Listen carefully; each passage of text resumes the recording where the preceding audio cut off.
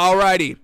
Let's keep moving on here. Alrighty, mandatory minicaps are scheduled to start, Tuesday for some teams, and that's what we've been kind of tracking on with this Packers team. So we got a little update here.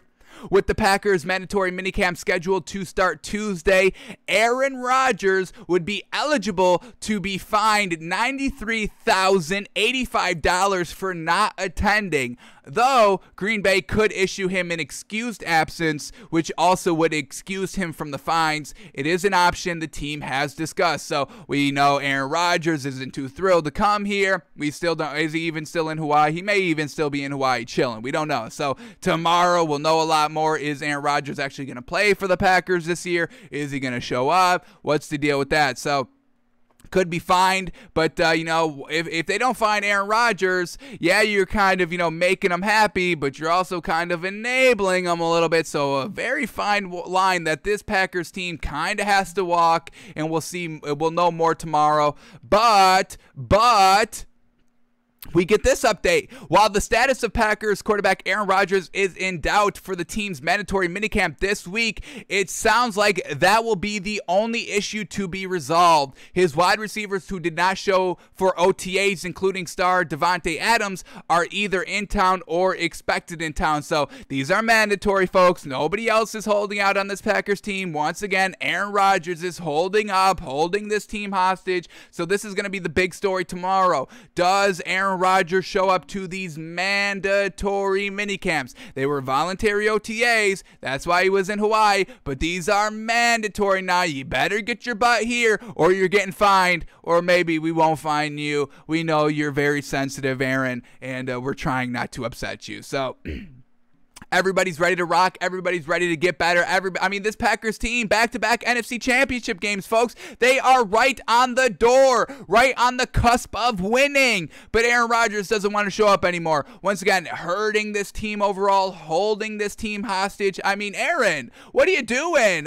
If you're that close to the Super Bowl, don't you just think a little extra work, a little extra time is going to be that kind of boost, that kind of small boost to finally push you over the edge and get you back to the bowl, get you back to the big game, the Sunday, the 2-week preparation, the 2-week narrative while everybody's getting ready for the Super Bowl? Don't you want to be there and not just writing and talking about the narratives like everybody else is, besides Tom Brady, because he's there every single year? Come on, Aaron, stop this.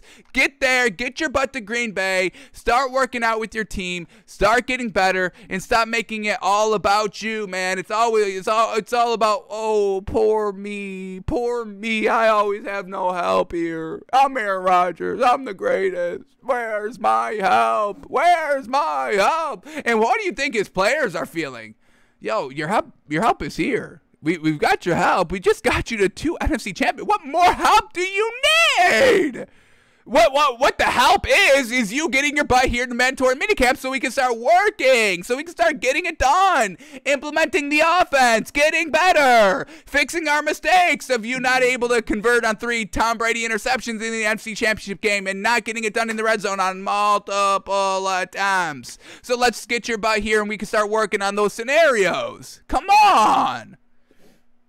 So we'll know more tomorrow on what's going on with Aaron Rodgers. Does he show up? I'm going to guess he doesn't. I'm going to guess he doesn't show up. I'm going to guess that this man is going to be diva on diva on diva. It's all about Jeopardy. It's all about Hawaii. It's all about making the Packers look bad. It's all about, Aaron Rodgers being the greatest of all time in his own mind, and I don't think he shows up. So tomorrow we'll know more, and I cannot wait. I can't wait for tomorrow. Oof, we may go wild on the show. We may go wild on Aaron Rodgers tomorrow, but we'll see if he shows up. If he shows up, that's fantastic. That's what we're talking about.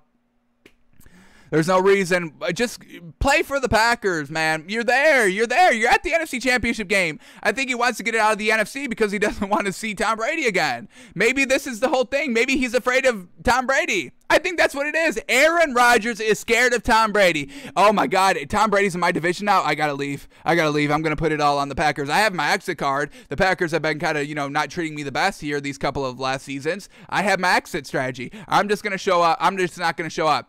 because I'm actually afraid of Tom Brady. I got to get to the AFC. I got to get my butt to the AFC. I cannot go against Tom Brady again because I will lose again and I will flounder again because I am the third greatest quarterback of all time. Not number one, not number two. I'm number three, and I know I can't beat number one. So I got to go to the AFC. That's what I think, Aaron. I think Aaron is afraid. Aaron Rodgers is afraid to stay in the NFC. That's why he's not going to show up to the Packers mandatory minicamps tomorrow. But you know who is showing up to these mandatory mini camps? Yes, sir. Seahawks quarterback Russell Wilson, baby. He posts on Instagram a flight that says about that time. Yes, sir. He's ready to work. He's ready to get better. We all know that kind of, that little story of him being a little unhappy in Seattle in the beginning of the offseason. But, like a mature person does, he talked it out with the coach. They're all on the same page now. He's there for these mandatory mini camps coming up, and he's ready to rock. Not like Aaron Rodgers, who's afraid of Tom Brady, who doesn't want to actually say what the problem is and wants to kind of, be a little turtle out there, staying in a shell. I don't say anything outside the shell. I don't tell you what the problem is. You better figure it out, and if you don't, that's not my problem. I'm the turtle. I've got the shell on. I'm the shell. I'm in the shell. I am in the shell. So that's not Russell Wilson. Russell Wilson's not a turtle. This man's he's a rabbit. Little jackrabbit out there. Springy. He's ready to rock. He's ready to get better. Yes, sir. Well, Aaron Rodgers left in the dust. Tortoise in the hair. This story ends differently. The tortoise loses, folks. Slow and steady is not going to win here. Having a shell is not going to win here. So that's Russell Wilson, and I want to read this tweet. So the main story is that Russell Wilson is going to be at the mandatory minicamps, but this kind of, once again, this narrative that Russell Wilson is truly unhappy, I think is a little overblown, is being dragged a lot further. I mean, we just kind of cut off that narrative, I think a couple of weeks ago when we were reading a Pete Carroll article that said, that entire thing got blown out of proportion. We're good. That was really in the past. We're on the same page now. I understand his frustration. Russell Wilson also understood that, you can't really say anything out in the public because it gets kind of blown up. Once again, why Aaron Rodgers, that's what he does. He always goes to the media. He never keeps anything internal. Russell Wilson keeps everything internal. He let that kind of slight frustration slip that, he was sick of getting hit and wants to kind of, have a better offensive line and all that. But then, he took care of a business like an actual real person does, voiced his concerns, talked it out with the coaching staff, and now the kind of narrative is completely gone. And I think that kind of, that Russell Wilson is unhappy with the Seahawks, I think is truly in the past. I think that's kind of, it holds zero weight in all of our kind of narratives and kind of our own opinions going forward. But this tweet here by Ian Rappaport, kind of makes it bigger than what it is, when I think we should be kind of lessening that narrative almost completely to zero.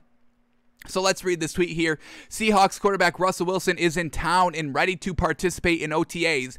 After having the skill guys train with him in San Diego, Seattle's leader, you don't hear that in Green Bay. You never hear Green Bay's leader, right? Aaron Rodgers, once again.